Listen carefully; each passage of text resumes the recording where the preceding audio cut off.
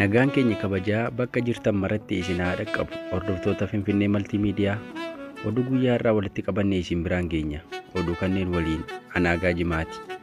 Jalqaba irratti mataawwan oduu har'aa loltoonni Affaar kaleessa kaaba Oromiyaa Walloo Aanaa Baatee keessatti dhukaasa bananiin miidhaa geessisuu isaanii, waraanni Eertiraa naannolee Itoophiyaa seeraan ala qabatee jiru gadhiisee akka ba'u gamtaan Awurooppaa gaafachuu, biyyi waraanaan daakamaa jirtu Itoophiyaan bara 2040 booda guddina agarsiisuun addunyaan Itoophiyaa akka jiru goona jechuun dubbii Abiy Ahmed dubbate, waraana Sudaan keessaa erga ji'a Eebilaatiin humna dafee qaqqabaa biyyattii Rapid Support Force fi waraana biyyoolessaa gidduutti gaggeeffamaa jiruun Rapid Support Force magaalaa guddoo biyyattii lammaffaa to'achuu ibsuu isaa kan jedhu yoo ta'u, haga dhumaatti nu caqasaa jechaa kallattumaan gara sanatti waliin dabarra.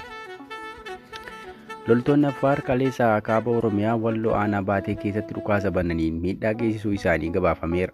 Loltoonni hidhattoonni naannoo Affaar Walloo Aanaa Baatee ganda Imaamii fi ganda Coqortii irratti kaleessa jechuun onkoloolessa 26 bara 2023 ganama dhukaasa bananiin miidhaa hawaasarraan dhaqqabsiisuu gabaasa Finfinnee Maltiimiidiyaan argate hubachiiseera. Odeessa arganneen dhukaasa loltoonni kunneen banan kanaan nama maqaan isaa Muheeyitaa Dayyaas jedhamu bakka Sanqallee jedhamutti osoo loon tikfachaa jiruu riphanii eeganii rukutuun madeessuu himameera. Namni kunis amma hospitaalli Baatee hin dandeenyu jedhanii gara Dasee riifeer godhamee jiraachuu gabaasichi ibseera. Akkasuma guyyaa dheengaddaa onkoloolessa 25 ganda Coqortii irratti dhukaasa banuu isaanii himamee jira. Humnoonni Affaar irra deddeebiin hawaasa Oromoo daangaa irra jiraatu irratti dhukaasa banuun miidhaa kan geessisan yoo ta'u, haalli kun ammallee cimee jiraachuu gabaasichi hubachiisee jira. Dabalataan tibbanuma onkoloolessaa 22 bara 2023 ganda Daamatoo bakka Hulaa Qarsaa jedhamutti dhukaasa guddaa bananiin ganama haga galgalaatti hawaasa Oromoo irraan miidhaa guddaa geessisuu himamee jira. Lolli kun eega jalqabee waggaa 10 lakkoofsisee jira.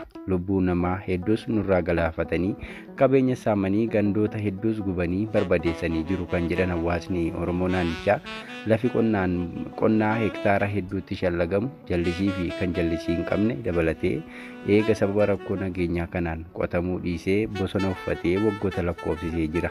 Uummanni keenya sababa kanaan rakkoo dinagdee hamaaf saaxilamee gara jiraatu eega dhabee bubbulee jira. Namni nuuf dubbatus ta'ee namni nageenya keenya eegu tokkollee hin jiru. Gaddaaf gadadoo hedduu keessummeessaa jirraa jechuun hawaasni Oromoo Baatee himateera. Uummati kun irra deddeebiin birmannaa gaafatus qindeessummaa mootummaa naannoo Affaariin lolli waan itti banameef akkasuma quba walqabatiinsa mootummaan waan lolamaa jiruuf furmaata dhabuu isaa gabaasni argame kun ni hubachiisa. Gabaasa itti aanee qabnuun waraanni Eertiraa naannolee Itoophiyaa seeraan ala qabatee jiru gadhiisee akka ba'u gamtaan Awurooppaa gaafate. Gamtaan Awurooppaa akkaataa murtee Koomishinii Daangaa Eertiraatiin waraanni Eertiraa naannolee Itoophiyaa gadhiisee akka ba'u gaafatee jira. Yaa'ii waliigala dhaabbata mootummoota gamtoomanii 78ffaan walqabatee ibsaa gamtichi baaseen yakka waraanni Eertiraa lammiilee nagaa irratti raawwateera jedhame irratti qorannoo walabaa akka gaggeeffamu hubachiise. Qorannoon walabaa gaggeeffamuun miidhamtoota Tigraay keessaa fi ala jiran waraana Tigraayitti gaggeeffameen miidhaman haqa akka argatan dandeessisa jedhe. Gamtichi ibsa isaatiin dhaabbata mootummoota gamtoomanii Eertiraa ilaalchisee gabaasa baasee lammiileen Eertiraa hedduun seeraan ala hidhamaa jiraachuu fi hedduu isaanii eessa akka jiran kan hin beekamne ta'us ibsa isaa kanaan yaadachiisee jira.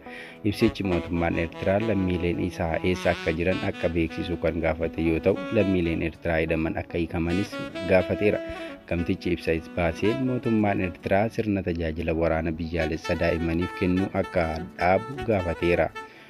Oduu itti aanee qabnuun biyya waraanaan daakamaa jirtu Itoophiyaan bara 2040 booda guddina agarsiisuun addunyaan Itoophiyaa akka jedhu goonaa jechuun Abiy Ahmed bana dubbate. Qaala'iinsa jireenyaa raafamaa hammaataa keessummeessaa kan jirtu Itoophiyaan gama kaaniin rakkina ulfaataa ta'uun hiikkoon isaa bubbulaa kan jiru waraana guddaa keessummeessuu irratti kan argamtu waggoota 20 booda guddina addaa akka agarsiiftu Abiy Ahmed walgahii irratti haasaa taasisuun ijoo miidiyaa biyya keessaa ta'ee jira.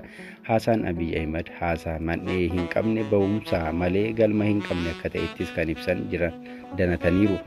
Abiy hangi inni dubbatuuf waan inni lafa irratti raawwatu tasa wal argatee kan hin beekne inumaa haasaa nama kofalchiisu biyya jireenyi ishee dinagdeen ishee haalaan kufaa jiru akka guddina olaanaa galmeessuuf jirtutti ibsuun hedduu madda kolfaa ta'eeraa kanneen jedhanis danu.